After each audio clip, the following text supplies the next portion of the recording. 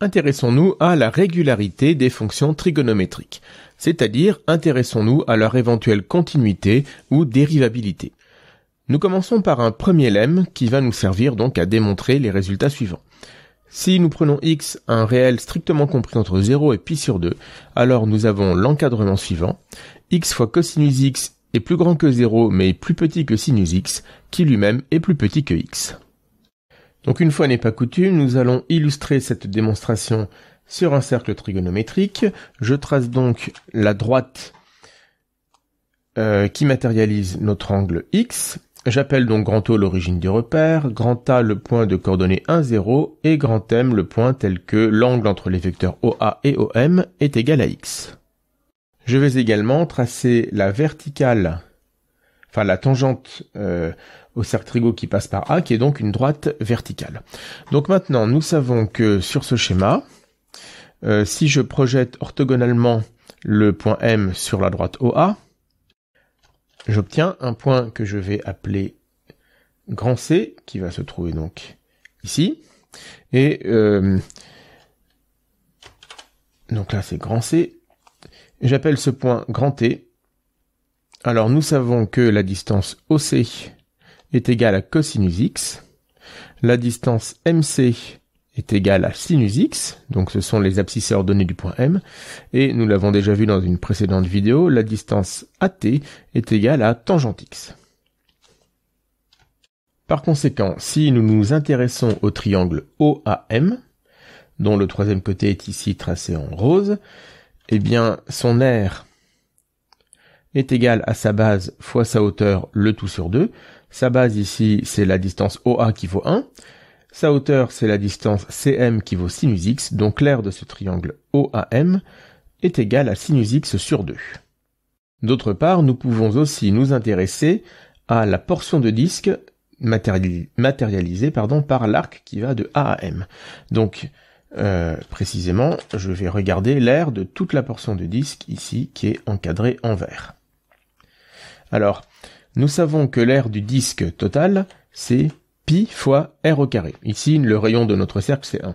Donc l'aire du disque unité, c'est tout simplement pi, c'est-à-dire 2pi sur 2.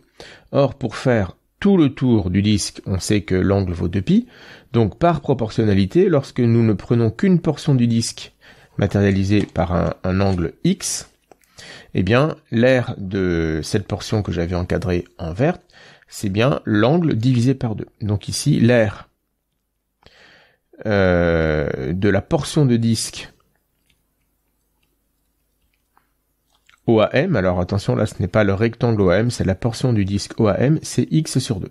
Donc pour tout le disque, c'est 2pi sur 2, donc lorsque l'angle ne vaut que x, par proportionnalité, c'est x sur 2. Et enfin, troisième triangle, le triangle OAT, dont le troisième côté est bien tracé en orange. Donc le triangle OAT, c'est un triangle qui est rectangle en A, donc son aire est égale à la moitié de OA fois AT. OA est toujours égal à 1, AT est égal à tangente x, donc nous avons ici, comme aire de ce triangle, tangente x sur 2. Mais nous voyons que le triangle OAM est inclus dans la portion de disque OAM, qui elle-même est incluse dans le triangle OAT. Donc nous avons une inégalité sur les aires. L'aire du triangle OAM est plus petite que l'aire de la portion de disque, qui elle-même est plus petite que l'aire du triangle OAT. Donc évidemment, si nous multiplions tout cet encadrement par 2, nous obtenons ceci.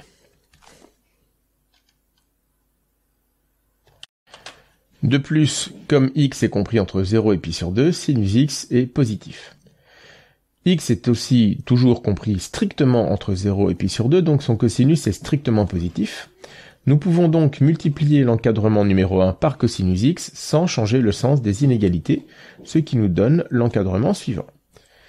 0 est plus petit que cos x fois sinus x, qui est plus petit que x fois cos x, qui est plus petit que tangente x fois cosinus x, c'est-à-dire sinus x.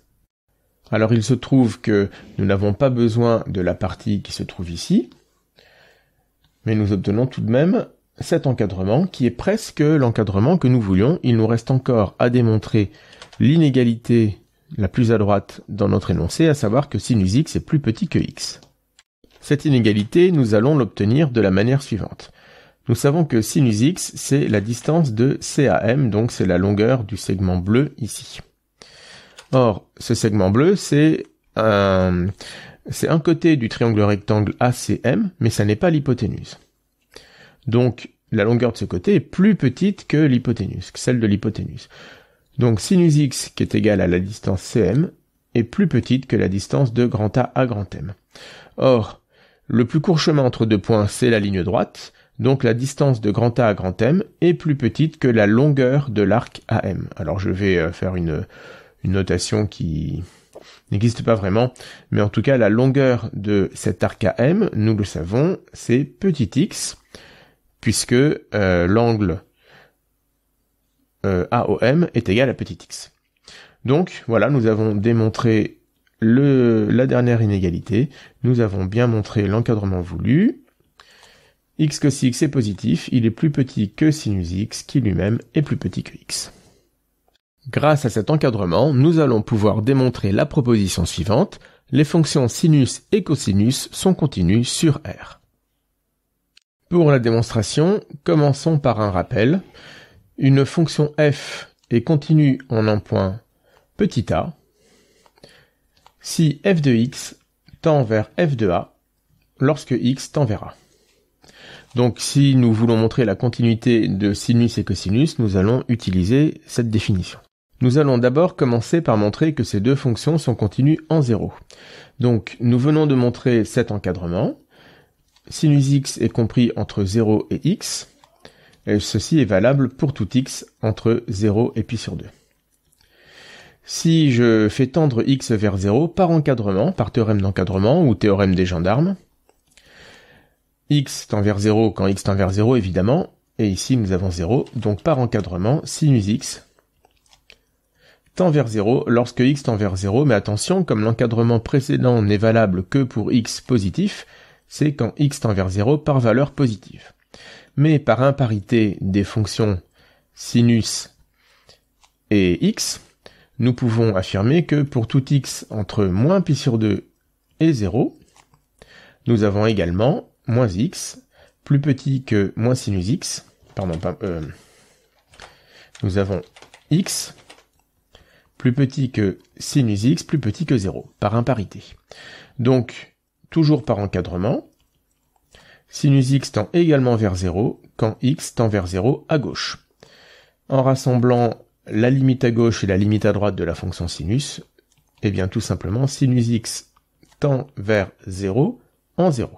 Nous n'avons plus besoin de distinguer la gauche et la droite. Or 0 est égal à sinus 0. Donc d'après notre petit rappel, nous pouvons dire déjà que la fonction sinus est continue en 0. Pour ce qui est de la fonction cosinus en 0, nous allons utiliser une formule de trigonométrie. Cosinus x, c'est cosinus de 2 fois x sur 2. Donc par formule de duplication, ceci est égal à 1 moins 2 fois sinus carré de x sur 2. Il suffit alors de passer à la limite quand x tend vers 0, et cela tend vers 1 puisque sinus de x sur 2 tend vers 0 lorsque x tend vers 0, c'est ce que nous venons de montrer juste avant. Or 1, c'est bien cosinus de 0, donc là encore, par définition, la fonction cosinus est elle aussi continue en 0. Alors je me rends compte que je n'ai pas rédigé ça de manière très rigoureuse. Ici, il faut bien sûr dire que cosinus x égale cos de 2 fois x sur 2, ceci est valable pour x dans R. Donc lorsque nous passons la limite quand x tend vers 0, cela est valable aussi bien à droite qu'à gauche. Étudions maintenant la continuité de sinus et cosinus en un point A réel quelconque, pas forcément 0. Si nous prenons petit h un réel quelconque, nous allons encore utiliser une formule de trigonométrie. Sinus de a plus h est égal à sinus a fois cosinus h plus cosinus a fois sinus h. Et nous allons faire tendre h vers 0 dans l'expression précédente. Donc, cosinus h va tendre vers 1 lorsque h tend vers 0, et sinus h va tendre vers 0. Donc globalement, cette expression va tendre vers sinus a. Donc tout cela tend vers sinus de a lorsque h tend vers 0. Cette limite, nous pouvons la reformuler de la manière suivante. Sinus x tend vers sinus de petit a lorsque x tend vers petit a. Ce qui nous dit bien à nouveau que la fonction sinus est continue en petit a, ici a étant quelconque. Eh bien la fonction sinus est continue en tout point, donc elle est continue sur R. Nous allons faire exactement la même chose pour la fonction cosinus. Cosinus de a plus h est égal à cosinus h moins sinus a sinus h. Et avec le même raisonnement, quand h tend vers 0, cela tend vers cosinus a, ce qui prouve que la fonction cosinus est continue en a, et ceci est valable pour n'importe quel réel petit a, donc la fonction cosinus est continue sur R. Nous en déduisons comme corollaire que la fonction tangente est continue sur son ensemble de définitions, puisque la fonction tangente est le quotient de la fonction sinus divisé par la fonction cosinus, c'est donc le quotient de deux fonctions continues dont le dénominateur ne s'annule pas sur l'ensemble de définitions de tangente, c'est donc bien une fonction continue. Passons maintenant à la dérivabilité de ces trois fonctions cosinus, sinus et tangente. Pour cela, nous démontrons une proposition intermédiaire qui concerne des limites de quotient, des limites de taux d'accroissement finalement. Premièrement, la limite de sinus x sur x, c'est 1 lorsque x tend vers 0. Ça n'est pas une limite évidente puisque nous avons ici une forme indéterminée. Le numérateur sinus x tend vers 0, mais le dénominateur aussi. Deuxième limite qui est aussi une forme indéterminée, cosinus x moins 1, le tout divisé par x, tend vers 0 lorsque x tend vers 0.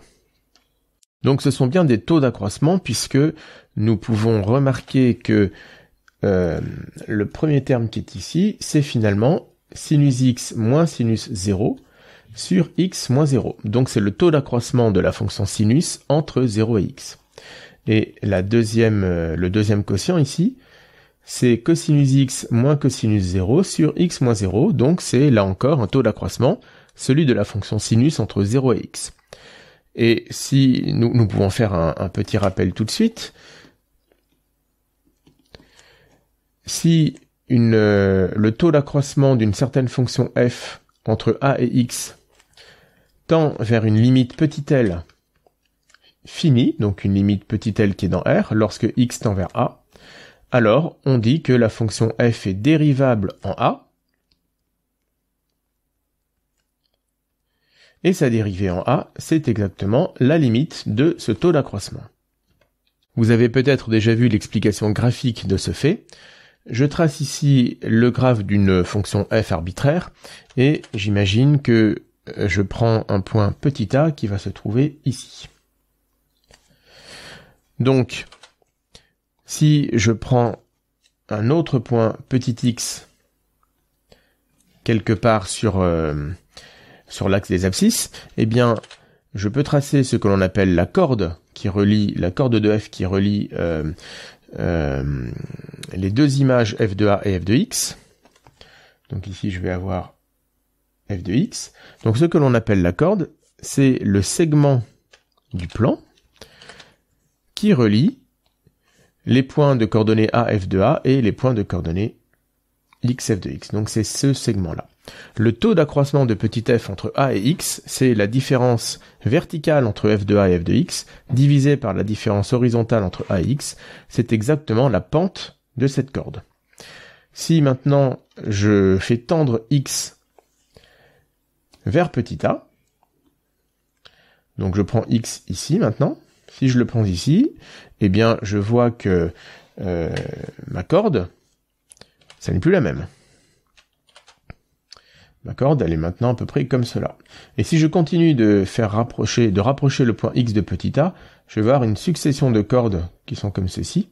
Et à la limite, quand x tend vers a, la limite de la corde, alors c'est un peu... Il faut l'imaginer, c'est la tangente au graphe de f en petit a. Et donc la limite des pentes de ces cordes, eh bien, c'est la pente de la tangente. c'est donc ce que l'on appelle la dérivée de f en petit a. Donc la dérivée de f en petit a représente la pente de la tangente. Alors évidemment, il faut qu'une tangente existe. Donc là, c'est quelque chose qui dépasse le cours présent, mais si le taux d'accroissement existe et a une limite finie, enfin si le taux d'accroissement a une limite finie, alors le graphe de f admet une tangente et la pente, c'est la dérivée. Donc on voit que si nous démontrons la proposition de la page de gauche, nous avons démontré finalement que les fonctions sinus et cosinus sont dérivables en 0 et nous avons calculé leur dérivée en 0. Donc cette proposition va servir à cela. Donc démontrons cette proposition. Démontrons la première limite. Si x est strictement compris entre 0 et pi sur 2, nous allons réutiliser l'encadrement précédent, c'est-à-dire que cosinus x fois x est plus petit que sinus x qui est plus petit que x. Ici, x est strictement positif, donc nous pouvons diviser cet encadrement par x sans changer le signe des inégalités. Nous obtenons cet encadrement. Or, là encore, par théorème des gendarmes, cos x tend vers 1 quand x tend vers 0, et 1 évidemment tend vers 1 quand x tend vers 0. Donc, par encadrement, sinus x sur x tend vers 1, mais alors attention, là encore, c'est lorsque x tend vers 0 par valeur positive, puisque nous n'avons ici démontré l'encadrement que pour x strictement positif. Nous avons donc la limite à droite. Pour la limite à gauche, nous procédons comme dans la démonstration précédente. Nous avons trois fonctions impaires. La fonction qui à x associe x fois cosinus x, la fonction sinus et la fonction qui à x associe x. Donc, quitte à échanger le sens des inégalités ici, nous avons le même encadrement entre moins pi sur 2 et 0.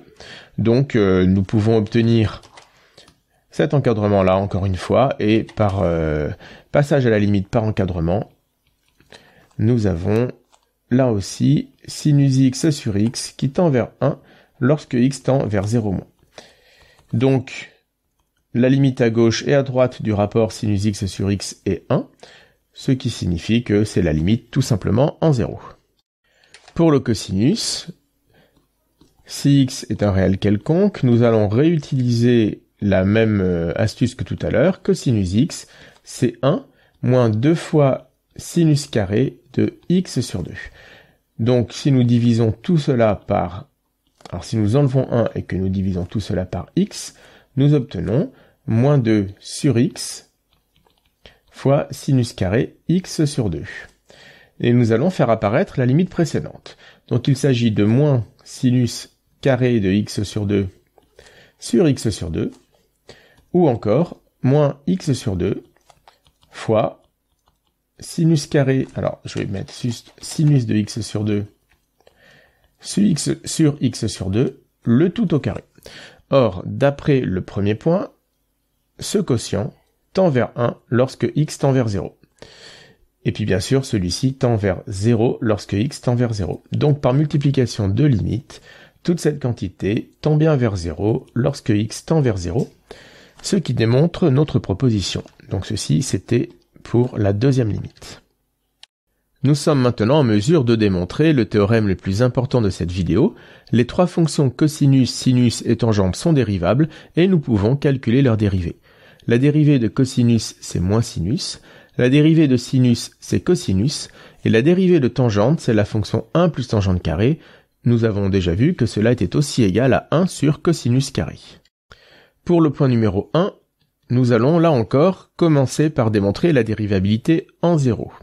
En 0, nous venons de démontrer juste avant que cosinus x moins cosinus 0 sur x, donc sur x moins 0, tendait vers 0 lorsque x tendait vers 0.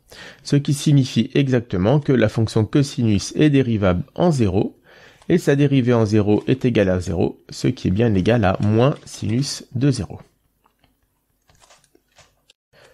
Pour la dérivée en un point petit a dans R quelconque, nous allons utiliser un résultat que je vous laisse le soin de démontrer chez vous, mais qui pourra être redémontré aussi dans le chapitre sur la dérivabilité. Il n'est pas très compliqué en revenant à la définition. Nous allons montrer que si la fonction qui a h associe cosinus a plus h, alors appelons-la phi, si la fonction phi qui a h associe cosinus de a plus h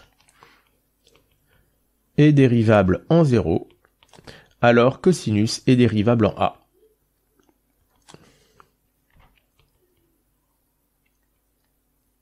Et de plus, la dérivée de cosinus en a est égale à la dérivée de phi en 0. Donc en revenant à la définition avec des taux d'accroissement, ce petit résultat n'est pas très compliqué à démontrer. Alors pour pouvoir continuer, je vais d'abord avoir besoin du point numéro 2, lui aussi en 0. Donc c'est la démonstration de tout à l'heure. Nous avons vu que sinus x sur x tendait vers 1 quand x tendait vers 0. Donc la fonction sinus est dérivable en 0 et sa dérivée vaut 1, ce qui est bien égal à cosinus 0. On revient maintenant à la dérivabilité de la fonction cosinus en un point A réel quelconque. Et pour cela, je vais utiliser un petit résultat assez simple à démontrer si vous revenez à la définition de dérivée avec le taux d'accroissement. Mais je ne vais pas démontrer ce résultat ici, je vous laisse le soin de le faire vous-même. Si je pose phi, la fonction qui à petit h associe cosinus de a plus petit h, alors si phi est dérivable en 0, eh bien la fonction cosinus est dérivable en petit a. Donc il suffit de repasser au taux d'accroissement, à la limite du taux d'accroissement pour démontrer cela. Et de plus, la dérivée de cosinus en petit a est égale à la dérivée de phi en 0. Donc nous allons utiliser ce résultat. Il se trouve qu'ici, phi de h, par formule de trigonométrie, est égal à cosinus a fois cosinus h moins sinus a fois sinus h. Or, les fonctions qui à h associent cos h et sinus h, nous venons de voir qu'elles sont dérivables en 0. Donc par opération, phi est dérivable en 0. Et la dérivée de phi en 0, c'est cosinus a fois la dérivée de cosinus en 0, c'est-à-dire 0, moins sinus a fois la dérivée de sinus en 0, c'est-à-dire 1. Il nous reste exactement moins sinus a. Et donc avec le petit résultat que j'ai évoqué en haut de cette page, nous avons cosinus prime de a égale moins sinus a. D'où le résultat pour le point numéro 1. Pour le point numéro 2, en un point petit a quelconque, je vous laisse le soin de le faire. Nous appliquons exactement la même méthode que pour le point numéro 1. Pour le point numéro 3, il suffit de remarquer là encore que la fonction tangente, c'est le quotient de la fonction sinus et de la fonction cosinus. Donc, comme cosinus ne s'annule pas sur l'ensemble de définitions de tangente, tangente est le quotient de deux fonctions dérivables dont le dénominateur ne s'annule pas. Nous pouvons donc directement affirmer que tangente est dérivable et nous avons à dériver un quotient de deux fonctions. Donc vous connaissez la formule de la dérivée de f divisé par g. Nous la démontrerons plus loin dans l'année, mais la formule c'est que cela est égal à la dérivée du numérateur fois le dénominateur, moins la dérivée du dénominateur fois le numérateur, le tout sur le dénominateur au carré. Sinus prime est égal à cosinus, donc nous avons ici cosinus carré. Cosinus prime est égal à moins sinus, donc il reste sinus carré plus sinus carré. Le tout sur cos carré. Donc la dérivée est bien égale à 1 sur cos carré, et nous avons démontré dans une vidéo précédente que tout ceci était encore égal à 1 plus tangente carré. Grâce à ce résultat, nous allons pouvoir tracer le graphe de la fonction tangente, ce que nous avions laissé en suspens. Nous voyons avec l'expression de la dérivée que la dérivée de tangente est toujours plus grande que 1 puisqu'un carré est positif, donc elle est strictement positive. Cela signifie, alors attention, il y a ici un petit piège, une fonction dont la dérivée est strictement positive n'est pas forcément croissante. Cela ne marche que sur un intervalle. D'ailleurs, vous voyez que le graphe de la fonction tangente, ça n'est pas le graphe d'une fonction strictement croissante. Mais sur chaque intervalle où la fonction tangente est définie, eh bien, cette fonction sera strictement croissante.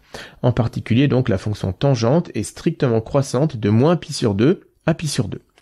Or, les limites de la fonction tangente sont assez simples à calculer en pi sur 2 et en moins pi sur 2. Donc, en moins pi sur 2 à droite, la fonction tend vers moins l'infini parce que le numérateur sinus tend vers moins 1 et le dénominateur, le cosinus, tend vers 0 par valeur positive.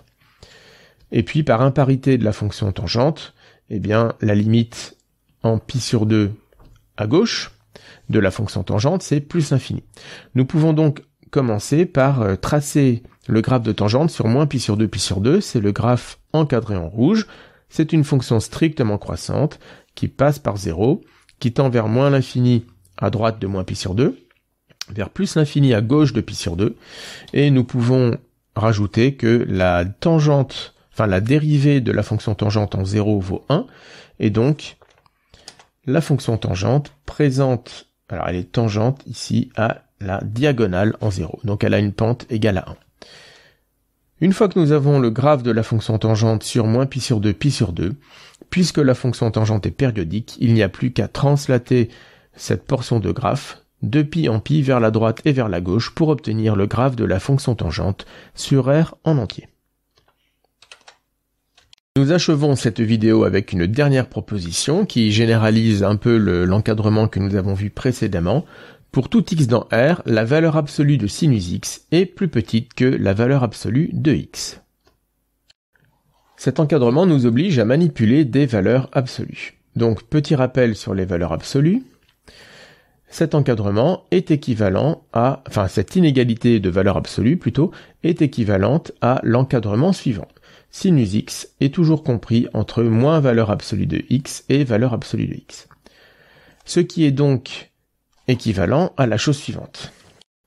Moins x est plus petit que sinus x qui est plus petit que x si x est positif. Et x est plus petit que sinus x qui est plus petit que moins x si x est négatif.